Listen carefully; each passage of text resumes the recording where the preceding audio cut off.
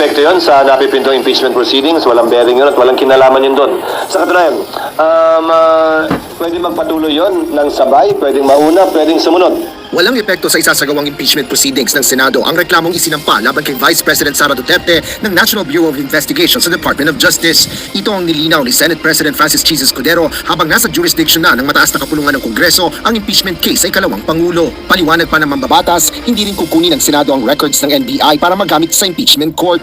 An impeachment court, like any court, is a passive body. Wala kaming gagawin. Hindi to parang investigasyon ng Senado na mag-iisa kami ng sabina para sa mga ebidensya o testigo na magpunta. Trabaho yan ng magkabilang panig ng prosecution at ng defense. Kung sakasakali na hilingin yan sa korte o sa NBI, at trabaho din nalang ipresenta yan. Nasa kabilang panig at tutulan yan at sa parte ng Senado, nasa trabaho naman namin ay magdesisyon na magpasya kaugnay sa mga kahilingan tulad yan. Sang-ayon din dito si Senate Majority Floor Leader Francis Tolentino. Aniya, depende rin sa impeachment court kung gagamitin ng documentary o testimonial evidence na nalikom ng NBI. That is separate from the impeachment case. In fact, any conviction, any acquittal will not implicate the provision on the principle of double jeopardy. Even if you're acquitted, a case can be filed against you. Even if you're convicted and removed from office, a criminal or civil case can be filed against you. Samantala, naglabas naman ng pahayag si retired Supreme Court Associate Justice Adolfo Azcuna, dating miyembro ng Constitutional Commission kaugnay ng proseso ng impeachment. Aniya, kailangang umaksyon ang Senado sa loob ng 19th Congress at maisailalim sa tribunal ang jurisdiksyon ng kaso. Kung hindi ay maghihintay pa ng isang taon bago muling makapaghain ng panibagong impeachment complaint. They have to accept the articles as an impeachment tribunal. So they have to convene and accept the articles as duly filed with the tribunal before the tribunal can have its jurisdiction attached. Kaya sa palagay ko, dapat mag-convene sila at umpisa nila through recognizing that the articles have been filed with the tribunal and inform the House accordingly so that the House can confirm their prosecutors. Ngunit para kay Senador Escudero, teorya lang ito ni Azcuna. At sa tingin ko meron ng jurisdiction ang Senado dyan sa kasong yan dahil tinanggap na namin Mag-convene man o hindi yung korte to receive evidence, mag-i-issue na ng mga jurisdictional orders ang impeachment court na ito.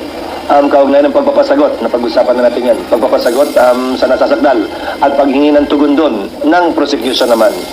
So, technical na term yung ginagamit marahil ni Justice Azcuna, yung pag-convene. Kasi physical convening ba yun o na nagkaroon na ng jurisdiction ng impeachment court? Ulitin ko, may jurisdiction na sa aking pananaw ang Senado sa subject matter of impeachment. Wala pa kaming jurisdiction sa katauhan ng nasasakdal ni Vice President Sara hanggat siya hindi pa sumasagot at na-arraign. Aminado naman si Senador Tolentino na mayroong magkakaibang opinyon kung tatawid nga ba sa 20th Congress ang impeachment case. All of these are academic. All of these are speculative. So we're now in the realm of a constitutional limbo, so to speak, until a final determination is made by the 19th Congress when to start, although we respect the decision of SP na after SONA kasi distraction nga ito, pero then again, yung kay Senator Pimentel ay dapat masunod yung fourth wheel, yung kay Justice Azcuna, yun lang yung pwedeng itawid, pero meron din nagsasabi na hindi pwedeng itawid. Welcome to Team Sam TV, your channel for the latest news updates. Here, we break down the biggest stories from around the globe, covering everything from breaking news to politics. Whether you want to stay informed or just catch up on what's happening, we've got you covered. So, don't forget to subscribe and hit that notification bell so you never miss out on the latest news. Join the Team Sam TV family, and let's explore the world together, one update at a time.